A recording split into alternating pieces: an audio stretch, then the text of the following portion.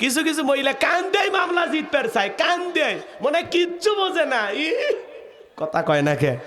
মানে দুনিয়ার কিছু বোঝে না, সব অপরাধ পুরুষের, ওর কোনো দোষই নাই, নিষ্পাপ জান্নাতি নারী, মনে হয় জান্নাত থেকে পালিয়ে আইছে। হ্যাঁ, যেই মহিলা কথাই কথাই কাঁদবে বুঝবেন ওর ভিতরে ভেজাল আছে। কিছু কিছু মহিলা কথা বলার আগে কান্দে দেয়, চোখের পানি লাগাই থাকে, মানে চোখে মোটর বসায় রাখছে, টিপ দেওয়া হয় না। যার বউ বেশি করে কাঁদবে ধমক দেবেন, চুপ, কাঁদবি না, ঘটনা কি হয়েছে আমারে খুইলা বল। তোর কথা শুনে যদি মনে হয় কান্না করা উচিত, স্বামী স্ত্রী একসাথে জামাত করে কাঁদা হবে। কথা কয় না কে? রাগ করেন নাকি আপনারা? মন খারাপ করবেন না। মা বোন যারা আবার শুনতেছেন, মা মন খারাপ করবেন না। আপনারাই তো নবীদের মা, সাহাবীদের মা, অলিদের মা, হাফেজ আলেমদের মা। আপনাদের প্রতি যথেষ্ট শ্রদ্ধা সম্মান আছে মা, কিন্তু আপনাদের মধ্যেই কিছু বাঁকেগুলো আছে, বেকা আছে না, পর্দা করবার চাই না, রং ঢং করে সাজে গুজে বেড়ায়। কথা কন নাকি আপনারা? নাটক সিনেমা দেখে উল্টা পাল্টা কাজ করে, এমন মহিলা আছে না? নাই। আপনাদের সিরাজগঞ্জ অবশ্য নাই, সিরাজগঞ্জের নারীরা সব ভালো, সব রাবিয়া বসরি। রাগ করেন নাকি আপনারা? অধিকাংশ নবী রাসূলদের একাধিক স্ত্রী ছিল, সাহাবা ইকরামদের একাধিক স্ত্রী ছিল। একাধিক স্ত্রী থাকা খারাপ না, এটা বৈধ, হালাল। বিয়ে করাটাও যেমন হালাল, স্ত্রীর সাথে বনিবনা না হলে, ঝগড়াঝাটি হলে, সংসার জীবনে অশান্তি হলে স্ত্রীকে তালাক দেওয়াও হালাল। কথা বলেন না কেন? রাগ করতেছেন মনে হয় আপনারা। ওয়ামাকারু ওয়ামাকারাল্লাহ আল্লাহু খায়রুল মাকিরিন। খেলাকার যে গর্তগুলো ছিল নিজের গর্তে নিজেই পড়ে গেছে, গোপন তত্ত্ব ফাঁস করে দিলেন কে? আল্লামা সাইদি কোনো অপরাধ করেনি, ভারতের ইশারায় ওরা পরিকল্পনা করে কোরআনের পাকে আল্লামা সাইদি হুজুরকে বিদায় করে দিয়েছে। মিথ্যা ধর্ষণের অপবাদ দিত। 71 সালে 300 নারীকে তিনি ধর্ষণ করছে, জোরে কর নাউজুবিল্লাহ। একজন মহিলাকে অনেক কষ্টে সাক্ষীর কাঠ করে দাঁড় করায় দেওয়া হলো, বলা হলো মা এই হুজুর কি তোমাকে ধর্ষণ করছে? বলে হ্যাঁ। তোমার বয়স? বলে 75 সালে আমার জন্ম। জন্ম কত? ধর্ষণ হয়েছে কত? 71 সালে। স্বপ্নেও সম্ভব? তার মানে কি? শয়তান পর্যন্ত বিশ্বাস করে না যে আলেমেরা ধর্ষণকারী হতে পারে, শয়তানও বিশ্বাস করে না। কথা কন। মিথ্যা দর্শনের অপবাদ দিয়ে, তহমত দিয়ে যারা এই সোনার মানুষটাকে বিদায় করে দিয়েছ, আজকে ক্ষমতার চেয়ার থেকে আল্লাহ তোদের বিদায় করে দিয়েছে। এটাই আল্লাহর খেলা। আলেমদের সাথে লাগতে আসো না। যারাই আলেমদের সাথে লাগতে আসবে আল্লাহ ওদেরকে জমিনে লাঞ্ছিত করবে, ধ্বংস করে দেবে। কথা বলেন ঠিক না? কারণ এই দেশের মানুষ আলেমদেরকে কলিজা দিয়ে মহাব্বত করে। রাগ করেন? আলেমেরা ধর্ষণকারী হতে পারে না। হুজুরের বউ বেশি, বাচ্চা বেশি, হুজুরা তো পদ্ধতি বোঝে না। কথা কন নাকি আপনারা? কিন্তু বাংলাদেশের কোনো হুজুর ধর্ষণকারী হতে পারে না। নিজের যৌবনটাকে কন্ট্রোল করা, নিজের যৌবনটাকে হেফাজত করা। মনে রাখবেন, যারা আল্লাহকে ভয় করে এরা কোনোদিন অবৈধ কোনো কর্মে লিপ্ত হতে পারে না। কারণ যৌবনকালের হিসাব একদিন আল্লাহ তাআলার কাছে দিতে হবে। আল্লাহ শিশুকালের হিসাব নেবেন না, আল্লাহ হিসাব নেবেন যৌবনকালের, যে যৌবনকালটা কোন কাজে ব্যয় করেছে। কথা বলেন ঠিক না? আমরা যৌবনকালে গুনাহ করতে ভালোবাসি, আর যৌবনকালের ইবাদত আল্লাহ পছন্দ করে। কে কে? কথা কয় না। কে পছন্দ করে? যুবক, এই রঙের যৌবন একদিন জং ধরবে, কাঁচা দাড়ি একদিন সাদা হয়ে যাবে, টাইট চামড়া একদিন ঢিল হয়ে যাবে। কথা বলেন না কেন? সব শেষ হয়ে যাবে, কোনো কিছু থাকবে না। হে যুবক, 80 বছরের মুরব্বীকে বলো চাচা কিছু আছে? ছিল 30 বছর 25 বছর, আহা কি রং বেরঙের শার্ট পরতো, কি মশা। এই যে বিএনপির এক নেতা আছে, কিশোরগঞ্জে বাড়ি, ঈদের দিনে মানে একটা শার্ট পরছিল, আমার সেই পছন্দ ওই শার্টটা। দেখছেন আপনারা?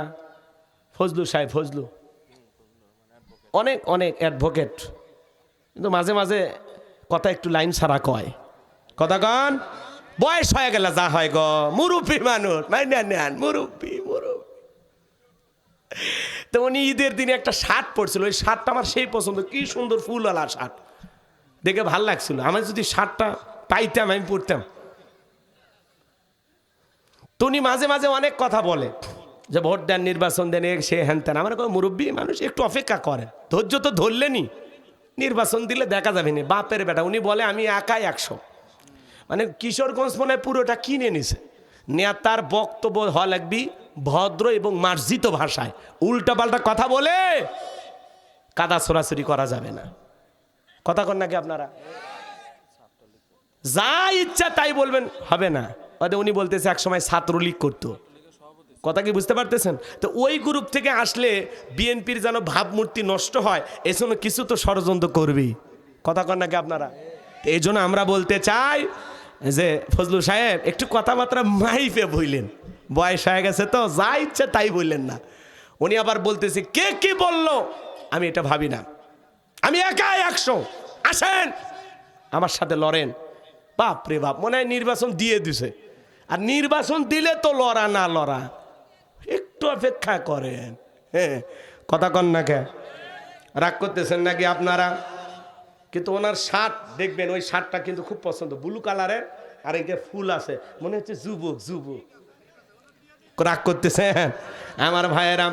আমি যে কথা বলতে চাচ্ছিলাম, হে যুবক, আল্লাহ তাআলা যৌবনকালের ইবাদত পছন্দ করেন।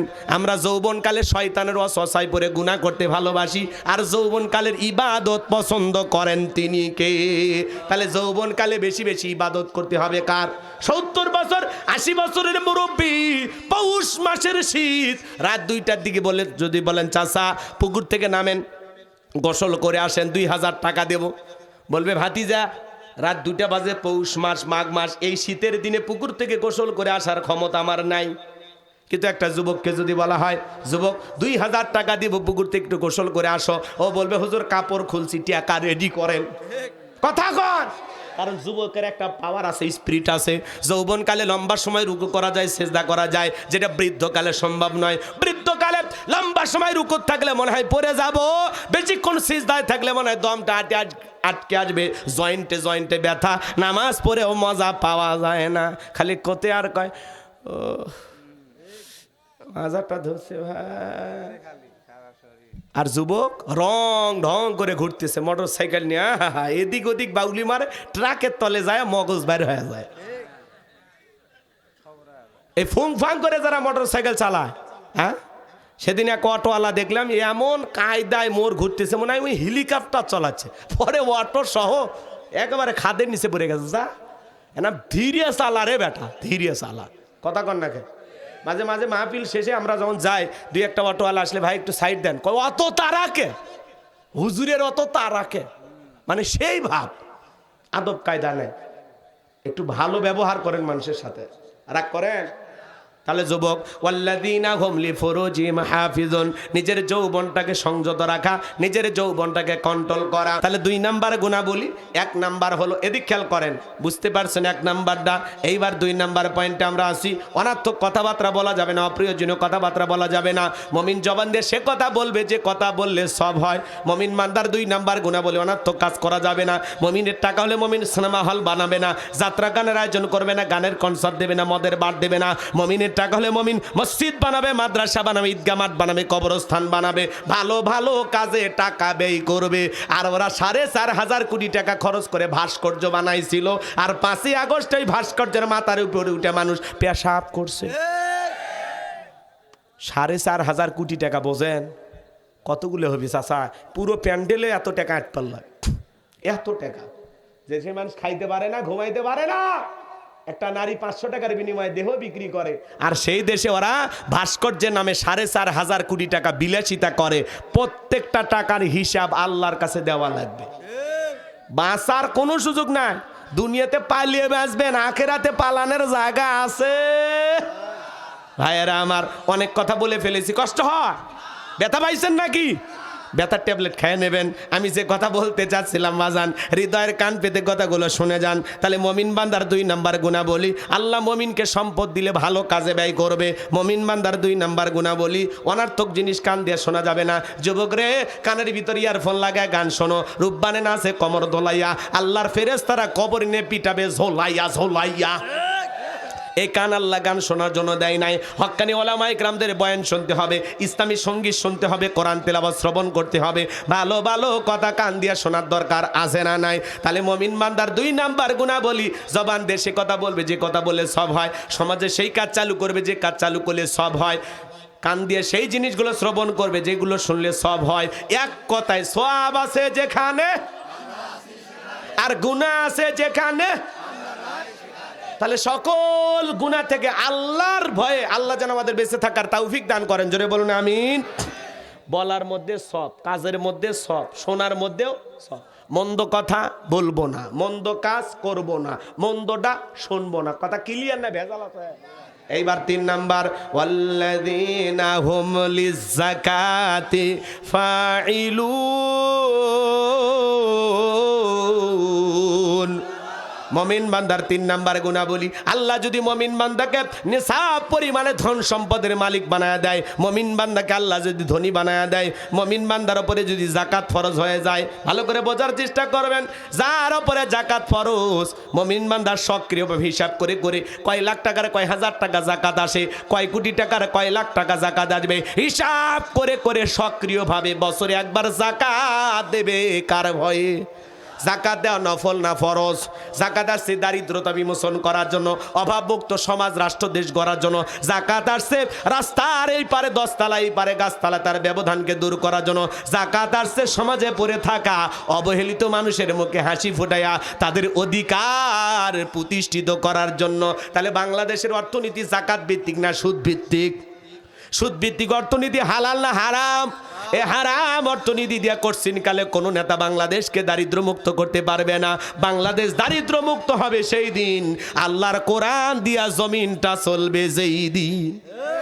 যাকাত ভিত্তিক অর্থনীতি চালু করা লাগবে, একটা যাকাত মন্ত্রণালয় চালু করা লাগবে।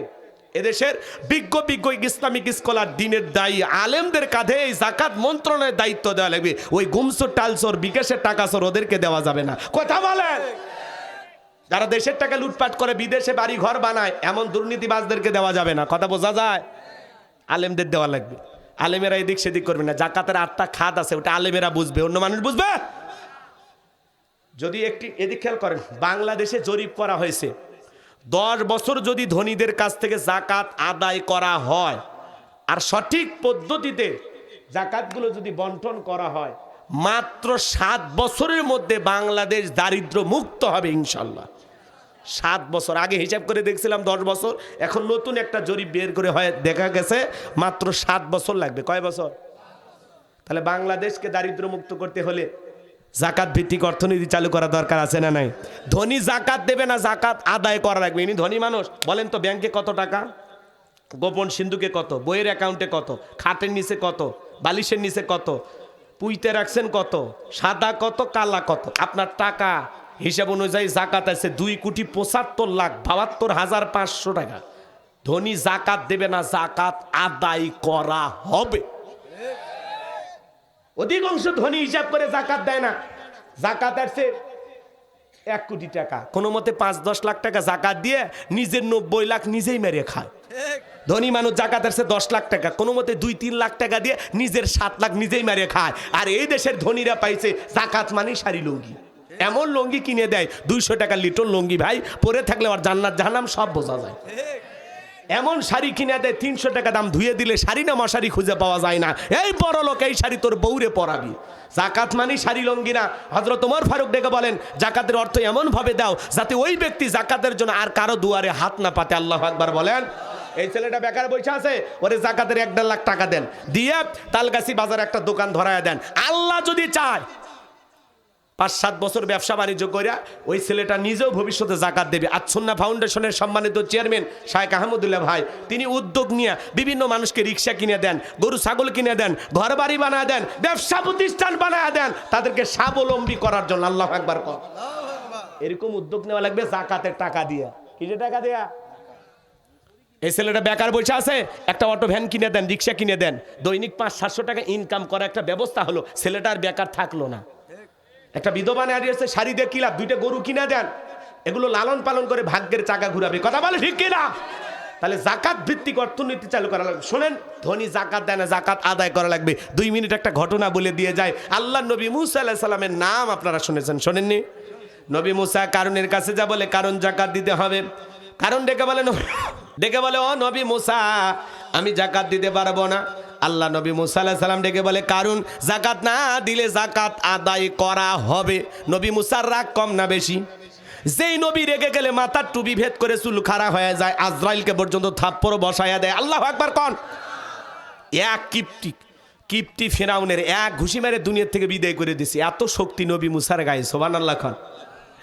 নবী মুসার চেহারার দিকে তাকাইয়া কারণ ডেকে বলে, পয়গাম্বার কত টাকা জাকাত দিতে হবে? নবী মুসা ডেকে বলে, শতকরা 2.5%। ঠিক আছে, আমার একটু সময় দেন, হিসাব নিকাশ করে আপনাকে জানাবো। এই কথা বলে নবী মুসা আলাইহিস সালামকে বিদায় করে দিলেন। এই কারণকে আল্লাহ পাক এত সম্পদ দিয়েছিল বাজান, 70টা উট লাগতো চাবি বহন করতে। চাবি যদি এত হয় তালা কত, তালা যদি এত হয় সিন্ধুকে মাল কত, ছোট মাথায় ধরবে না। কারণ এইবার হিসাব নিকাশ করে দেখে এত পরিমাণে জাকাতের টাকা আসছে, কয়েক হাজার কর্মচারী দিয়ে সারাদিন সারা রাত যদি জাকাতের টাকা দেওয়া হয়, এরপরেও টাকা শেষ হবে না। এমনি তো কৃপণ পায়ে স্যান্ডেল দেয় না, ক্ষয় যাবে বলে, গায়ে জামা পরে না ছিঁড়ে যাবে বলে। সেই কৃপণ কি এত টাকা জাকাত দিতে পারে না? সে একটা গভীর ষড়যন্ত্র করলো। এলাকায় একটা 2 নাম্বার মহিলা ছিল, নাম হলো সবদা। এই সবদা নামের পতিতার কাছে যা বলে, সবদা রে, তোরে আমি 2 বস্তা টাকা দেবো অ্যাডভান্স হিসাবে। আজকে 1 বস্তা টাকা দিলাম, আর আগামীকাল সাক্ষী দেওয়ার পরে আর 1 বস্তা টাকা দিব। বিনিময়ে আল্লাহ নবী মুসা আলাইহিস সালাম যখন ভরা মজলিসে মানুষকে আল্লাহর পথে আহ্বান করবে, ওই ভরা মজলিসে দাঁড়াইয়া একবার শুধু বলবি, নবী মুসা দিনের বেলা ওয়াজ করে আর রাতের বেলা আমি সবদার সাথে রাত কাটাই, বাস এতটুকু কথা বললে যথেষ্ট, বাকি যা করার আমি করব। সবদা যেহেতু 2 নাম্বার মহিলা রাজি হয়ে গেল।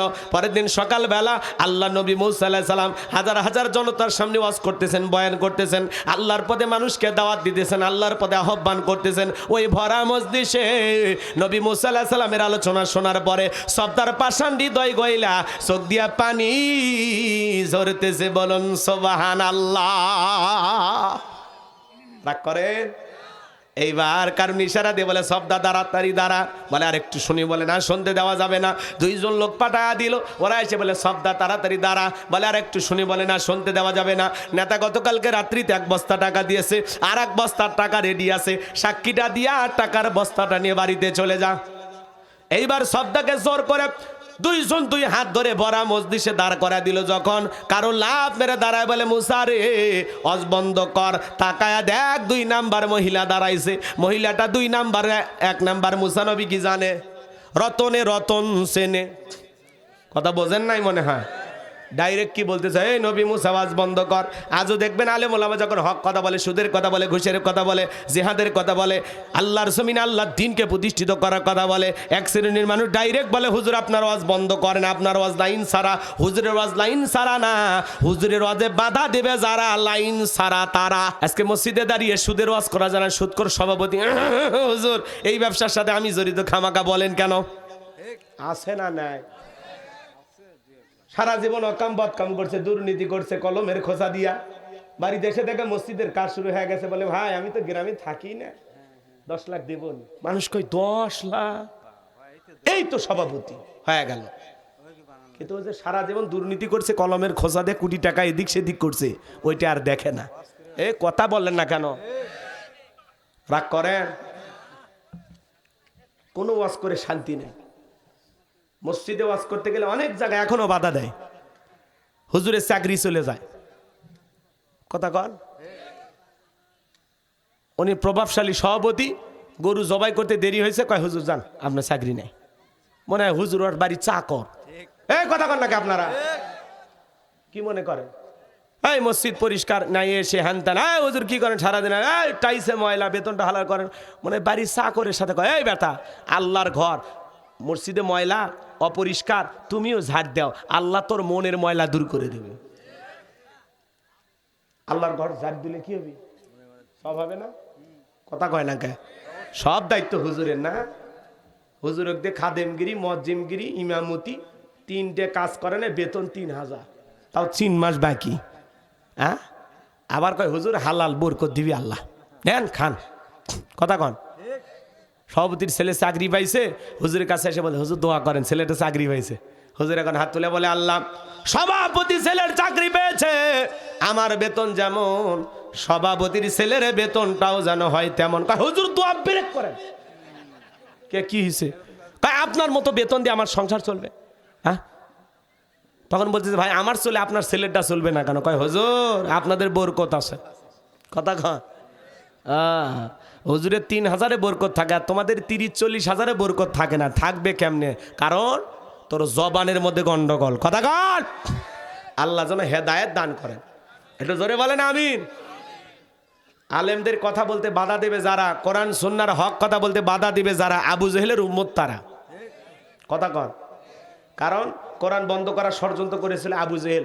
অকালাল্লাযীনা কাফারু লা তাসমাউ লিহাযাল কুরআন আলগাউ ফিহি লাআল্লাকুম তাগলিবুন। সূরা হামিম আস-সিজদার 26 নম্বর আয়াত। কাফেরা বলে কোরআন শ্রবণ করো না, যেখানে নবী মুহাম্মদ কোরআনের আলোচনা করবে, কোরআন তেলাওয়াত করবে, সেখানে হট্টগোল সৃষ্টি করো, তালি বাজাও, শীষ দাও, যেভাবেই হোক নাচানাচি করে হলেও কোরআনের কথা বন্ধ করে দাও। যদি বন্ধ করতে পারো, আমরা কাফেরা বিজয় লাভ করবো। জোরে কন নাউযুবিল্লাহ। নবীর জামানা আবু জেহেল বন্ধ করার চেষ্টা করেছিল। আজও যারা বাংলার ভূখণ্ডের তাফসিরুল কোরআন মাহফিল বন্ধ করার ষড়যন্ত্র করবে, মনে রাখবেন ওরা আবু জেহেলের উত্তরসূরি। কথা বলেন ঠিক কিনা? আমাদের আফসোস লাগে ওই জায়গায় বাংলার ভূখণ্ডে বাণিজ্য মেলার নামে রাত 12টার পরে নর্তকীর গায়ে একটা সুতার কাপড় থাকে না, ওখানে 144 জারি করা হয় না। যারা তাফসিরুল কোরআন মাহফিলে, ওয়াজ মাহফিলে 144 জারি করে আলেমদের কথা বলতে বাধা দেয়, আমার বিশ্বাস ওদের জন্ম মুসলমানের ঘরে হতে পারে না, পারে না, পারে না। কথা বলেন ঠিক না? কোরআন শুনতে বাধা দেয়া যাবে না, কোরআনের মাহফিলের বিরোধিতা করা যাবে না, আলেমদের বিরোধিতা করা যাবে না। কপাল পুড়ে যাবে। কি বাজান? কপাল পুড়ে যাবে। সম্মানিত ভাইয়েরা আমার, এইবার কারণ ডেকে বলে, সবদা তোমার যা বলার তুমি বলো, আমি তোমার সঙ্গে আছি। এইবার সবদা বলে, কারণ তুমি বৈশা বড়, আমি যেহেতু দাঁড়িয়েছে বলার জন্য আমাকেই বলতে দাও। এইবার সবদা ডেকে বলে, জনগণ শোনো দিয়ামন, আমি জীবনে কোনোদিন মুসা নবীকে দেখি নাই। আজকে মুসা নবীর আলোচনা শোনার পরে আমার পাষাণ হৃদয় গইলা গেছে। আমি সিদ্ধান্ত নিয়েছি আর খারাপ কাজ করব না, অশ্লীল কাজ করব না। আমি তওবা করে ঈমান গ্রহণ করব। আলেমদের ওয়াজ শুনে বেনামাজি নামাজে হয়ে যায়, সুদখোর ঘুষখোর ভালো হয়ে যায়, বেপরদায় চলা মা বোনেরা পর্দা করে, দাড়ি কাটা যুবকটা দাড়ি রাখে। কি কথা ঠিক না ভেজাল? এই যে আপনাদের মসজিদের ইমাম, তার মাধ্যমে ওঠা বসা করে 2-4 জন পরিবর্তন হয় না? এই যে আমরা বয়ান করতেছি, অনেক মানুষকে আল্লাহ পরিবর্তন করে দেয় কি না? হেদায়েতের মালিক আল্লাহ। আল্লাহ যে কার কথায় কোন জায়গার বয়ানে কিভাবে আপনাকে পাল্টায় দিবে আপনি নিজেও ভাবতে পারবেন না। সুবহানাল্লাহ বলেন। আমার ভাইয়েরা, এইবার শব্দা ডেকে বলে, এ কারণ কেন লাফালাফি করে আপনারা জানেন? গতকাল রাত্রিতে কারণ আমার বাড়িতে গিয়েছিল, 2 বস্তা টাকা দেবে বলে ওয়াদা করেছে, অ্যাডভান্স হিসাবে 1 বস্তা টাকা দিয়েছে, আর আজকে সাক্ষী দেওয়ার পরে আর 1 বস্তা টাকা দিবে। বিনিময়ে আমাকে এই কথা বলতে হবে, নবী মুসা দিনের বেলা ওয়াজ করে, রাতের বেলা আমি সবদার সাথে রাত কাটাই। আপনাদেরকে সাক্ষী রেখে বলতেছি, নবী মুসার চরিত্র ফুলের চাইতেও পবিত্র। ওই কারণ হলো আমি সবদার নিয়মিত ভক্ত। চিৎকার মেরে বলুন আল্লাহু আকবার। সম্মানিত ভাইয়েরা আমার, গভীর মনোযোগ দিয়ে কথাগুলো শুনে যান। এইবার আল্লাহর নবী মুসা আলাইহিস সালাম ডেকে বলে, আল্লাহ, চাইতে গেছিলাম জাকাত, আর আমার বিরুদ্ধে এত বড় মিথ্যা অপবাদ, এটা তো মানা যায় না। আল্লাহ গো, আপনি জমিনকে অর্ডার দেন, যেই সম্পদের বড়াই কারণ করেছে ওই সম্পদ সহ যেন জমিন কারণকে গ্রাস করে ফেলে। আল্লাহ দোয়া মঞ্জুর করলেন। এইবার কারণে ধন সম্পদ সহ যখন হাঁটু পর্যন্ত জমিনে ভিতরে চলে গেছে, ও বলে ব্যাপার না, উঠতে পারবো। এইবার কোমর পর্যন্ত, মাজা পর্যন্ত যখন জমিন ভিতরে চলে গেছে, ও বলে ব্যাপার না, উঠতে পারবো। কাঁধ বরাবর যখন জমিনের ভিতরে চলে গেছে, কারণ তখন ডেকে বলে, নবী মুসা, ধন সম্পদ যা আছে সব তোমার আর তোমার আল্লাহর, তুমি নিয়ে যাও, জানটা একটু ভিক্ষা দাও। নবী মুসা আলাইহিস সালাম ডেকে বলে, আল্লাহুস সামাদ, আমার আল্লাহ অমুখপেক্ষী, আমার আল্লাহ কারো কাছ থেকে কিছুই নেয় না, আমার আল্লাহ শুধু দিয়েই যায়। কারণ রে, তোর ধন সম্পদের বড় বড়াই ছিল, তোর ধন সম্পদ সহ জমিনের ভিতরে চলে যা, আর পৃথিবীর ইতিহাসে সাক্ষী থাক, তার মতো তোর মতো যারা সম্পদ জমা রাখবে, আল্লাহ রাস্তায় খরচ করবে না, কঠিন কিয়ামতের ময়দানে তুই কারুনের কাতারে দাঁড় করায়া আল্লাহ তাদেরও বিচার করবে। কথা বলেন ঠিক না? এই জন্য বাজার বাজান সূরা তওবার ভিতরে আল্লাহ স্পষ্ট জানিয়ে দিয়েছেন, যারা স্বর্ণরূপা টাকা পয়সা জমা রাখে, আল্লাহ রাস্তায় খরচ করতে চায় না, আল্লাহ বলে তাদের জন্য রয়েছে আযাবের সুসংবাদ। আপনি যাকাত দিলে আপনার সম্পদ বাড়বে না কমবে? যাকাত দিলে সম্পদ আল্লাহ বৃদ্ধি করবে। সুবহানাল্লাহ বলেন। যাকাত দিলে সম্পদ কমে না, ধনীর যাকাত দিলে ধন আরো বাড়বে। শোনেন, যাকাত দেওয়া এটা আর্থিক ইবাদত। আল্লাহ যে আপনাকে যাকাত দাতা হিসেবে কবুল করছে, এটা একটা আলহামদুলিল্লাহ শুকরিয়া আদায়ের বিষয়, যে যাকাত দাতাদের তালিকায় আমি একজন। যদি 1000 দেই, 2000 দেই, 5000 দেই, সমস্যা আছে? কথা কন নাকি আপনারা? আমাকে যে আল্লাহ একটু স্বাবলম্বী বানায় সামান্য কিছু টাকা বছরে যাকাত দেওয়ার মতো আল্লাহ দিয়েছেন, এতে শুকরিয়া আদায় করার দরকার আছে না নাই? তাহলে অল্প হোক বেশি হোক জাকাত দেবেন ইনশাআল্লাহ। রূপার হিসাবে 90,000 টাকার মতো, 85 থেকে 90,000 টাকা থাকলে আপনার উপরে জাকাত কি? কথা কয় না কে? নামাজ যেমন ফরজ, জাকাত আদায় করা তেমনি ফরজ। কিন্তু জাকাত একটু আর্থিক ইবাদত, এটাতে গন্ডগোল। মানে অর্থ যে ইবাদতে খরচ হয় আমরা সহজে হাত দিতে চাই না। 3টা জায়গায় আমাদের হাত ছোট হয়ে আসে, সংকীর্ণ হয়। দানের ক্ষেত্রে, জাকাতের ক্ষেত্রে আর হজের ক্ষেত্রে। না এত টাকা খরচ করে না, যাবো না। কি বলেন চাচা? এবা চাচা কথা ঠিক আছে? রাগ করেন আপনারা, বিরক্ত হইতেছেন? একটা তাকবীর দেন, লিল্লাহে তাকবীর। তাহলে জাকাত দেবেন তো ইনশাল্লাহ, কম করে না বেশি করে? 1-1.5 লাখ টাকা একজনাক দিয়ে দেবেন। 500-200 টাকা করে পৌঁছে দিয়ে কোনো লাভ নাই, কারো লাভ হবি না।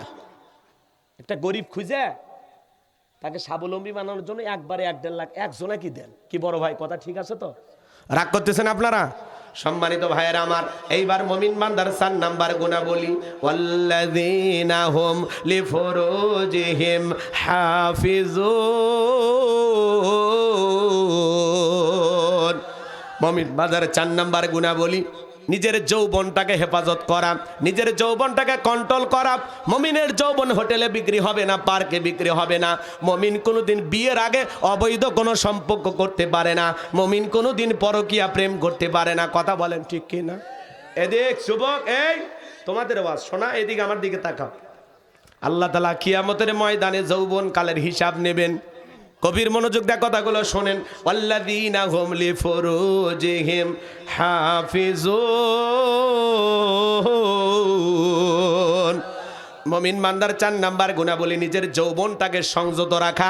আল্লাহর নবী ইউসুফ আলাইহিস সালাম যৌবনের পরীক্ষা দিয়েছিলেন। 2টা মিনিট ঘটনাটা একটু বলে দিয়ে যায়। জুলকা একটা গোপন কক্ষে নিয়ে যায়, 10টা দরজায় তালা বন্ধ করে কাছে যায় বলে, দিলে বড় জ্বালারে পাঞ্জাবিওয়ালা, হুজুর তো কিছুই বোঝে না, হুজুর সবই বোঝে, নারীর চলা কলা বোঝে না। জুলেখা নিজের কাপড়গুলো ছিঁড়ে ছিঁড়ে দেবতার মুখগুলো ঢাকে। ইউসুফ নবী ডেকে বলে, কাপড়ে ঢাকিলে তুমি দেবতার মুখ, কি দিয়া ঢাকিবা তুমি বিধাতার মুখ। জুলেখা কাছে আসে আর বলে, ইউসুফ তোমার চোখ দুটা ভারী সুন্দর। ইউসুফ আলাইহিস সালাম ডেকে বলে, জুলেখা এই চোখ যে আল্লাহ সৃষ্টি করেছে, সে আল্লাহ তাআলাকে ভয় করো। ইন্নী আখাফুল্লাহ, অন্তরে আল্লাহর ভয় নিয়ে আসো। ইউসুফ আলাইহিস সালামের অন্তরে কার ভয়? জুলেখার অন্তরে কি ভয় আছে? জুলেখার মনে এখন উথাল পাতাল ঢেউ। কথা কয় না? গোপন রুমের ভিতর খালি ইউসুফ নবী আর জুলেখা, আর কেউ নাই। যুবকের কোনো চান্স পাইলে কি করতো? নফল নামাজ পড়তো। কথা কন ঠিক কি না? আমার ভাইয়ারা, আল্লাহর নবী ইউসুফ আলাইহিস সালাম আল্লাহকে ডেকে বলেন, আল্লাহ জুলেখার মনের অবস্থা আমি বুঝতে পেরেছি, একমাত্র আপনার দয়া ছাড়া, সাহায্য ছাড়া এখান থেকে আর বাঁচানোর কেউ নাই। আল্লাহর পয়গাম্বার ডেকে বলে, আল্লাহ আপনার উপরে তাওয়াক্কুল করে নিজের ইজ্জতকে বাঁচানোর জন্য সামনে দৌড় মারার দায়িত্ব আমার, আর আপনার কুদরত থেকে তালা খুলে দেওয়ার দায়িত্ব আপনার। ফাযকুরুনি আযকুরুকুম ওয়াশকুরুলি ওয়ালা তাকফুরুন। তোমরা আমারে স্মরণ করো, আমি আল্লাহ তোমাদেরকে স্মরণ করব। পয়গম্বর যখন বিপদে পড়ে আল্লাহর উপর তাওয়াক্কুল করে, আল্লাহকে স্মরণ করে যখন দৌড় মারলেন, প্রত্যেকটা দরজার তালা আল্লাহর কুদরত থেকে খুলে গেছে। বলুন সুবহানাল্লাহ। সেই দরজায় জুলেখা পিছন থেকে মারছে ধাবা, জামা ছিঁড়ে গেছে। ইউসুফ নবী বলে, জামা ছিঁড়ে যাই যাক, ইজ্জত দেওয়া যাবে না। কথায় আছে, যেখানে বাঘের ভয় সেখানে রাত হয়। শেষ দরজায় যায় দেখে জুলেখার স্বামী আজিজ মিশর দাঁড়ায় আছে। কথা কর না? এইবার স্বামীকে দেখা মাত্র জুলেখা নেকা কান্নার অভিনয় শুরু করে দিল। দেখেন না, কিছু কিছু মহিলা কথা বলার আগে কান্দে দেয়, দুনিয়াতে আমার কেউ নাই, কেউ নাতে বেঁচে আসু কৃষক। কথা কন, নেকা কান্নার অভিনয় করে ডাকে বলে, ও স্বামী, ইউসুফকে ছেলের মতো দেখতাম, আজকে সুযোগ পা আমার ইজ্জতের দিকে হাত বাড়াইছ, আর একটু দেরি হয়ে গেলে সর্বনাশ হয়ে যেত। মিথ্যা অপবাদ দিয়া, মিথ্যা তহমত দিয়া, মিথ্যা দর্শনের আসামি বানাইয়া 1 নয় 2 নয় আল্লাহর নবী ইউসুফ আলাইহিস সালামকে 9.5 বছর জেলখানায় বন্দি করে রেখেছিল জুলেখা। আজও পৃথিবীর জমিনে আলেমদেরকে ধর্ষণের মামলা দিয়ে জেলখানায় বন্দি করবে যারা, এ যুগের ডিজিটাল জুলেখা তারা। কথা বলে